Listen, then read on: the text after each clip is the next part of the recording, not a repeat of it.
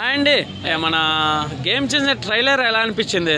రచ్చ రచ్చ రచ్చ రామ్ చరణ్ అంటే రచ్చ సినిమా పేరే కాదు, రచ్చ రచ్చ చేస్తాడని అనిపించింది. 4 క్యారెక్టర్లు కనబడుతున్నాయి. సో నార్త్ ఇండియా లేదు, నా బొక్కలేదు, బాలీవుడ్ లేదు, బొక్కలేదు. ఈసారి నార్త్ ఇండియా మళ్ళీ పండుకోవాల్సిందే. 2025లో కూడా సంక్రాంతి నుంచే మన వాళ్ళు సంపుకుంటా పోయేటట్టున్నారు. అంటే 2025లో ఇండియన్ సినిమా ఎదురా అంటే మళ్ళీ టాలీవుడ్ సినిమా. నెంబర్ 1 సినిమా ఎదురా 2025 అంటే గేమ్ చేంజర్ అని చెప్పే విధంగా ఉంది.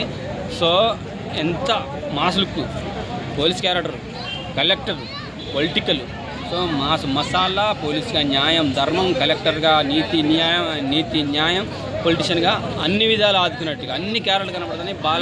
బాబాయిని కూడా దించినట్టున్నాడు. కొన్ని బియ్యం బత్తాల సంచులు కనబడుతున్నాయి.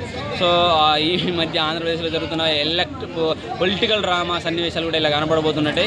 సీజ్ సిప్ అన్నట్టు కదా, బియ్యం బత్తాలు అక్కడే సీజ్ చేసినట్టు, అందుకే లేట్ అయింది అనే ఫీలింగ్ కలిగింది.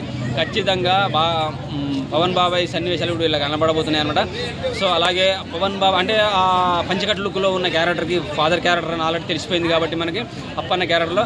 సో అంజలి గారు ఆ క్యారెక్టర్కి వైఫ్ క్యారెక్టర్ ఉండొచ్చు. సో మంచి ఎమోషనల్, ఫ్యామిలీ ఎమోషనల్ కూడా కనపడబోతుంది.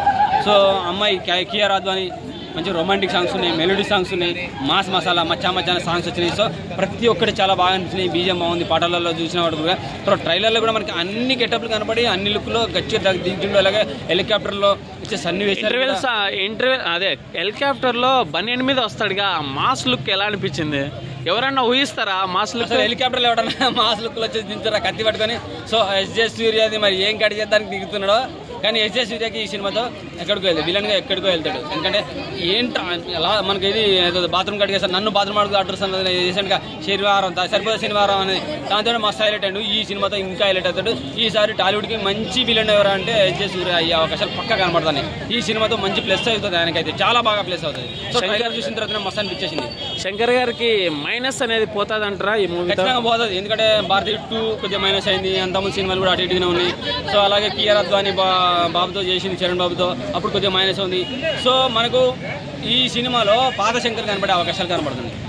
అలాగే మన జెంటిల్మెన్ శంకర్ కనిపిస్తారు అనుకుంటా, ఆ పాత శంకర్ కనబడే అవకాశం కనబడుతుంది. దిల్ రాజు గారు కూడా చాలా నమ్మకంతో ఉన్నాను, చిరంజీవి గారు కూడా చూపించాను, మంచి సినిమా పడ్డది అని చెప్పారు అన్నారు. కాబట్టి ఖచ్చితంగా సినిమా సంక్రాంతికి బ్లాక్ బస్టర్ కాబోతుంది. ఇండియన్ సినిమా చరిత్రలో, తెలుగు సినిమా చరిత్రలో, మన 70-80 ఏళ్ళ సినిమా చరిత్రలో ఈసారి మనకు సినిమాల పరంగా అతి పెద్ద సంక్రాంతి రాబోతుంది అనేది అర్థమైంది నాకు ఈ సినిమాతో. Okay, thank you.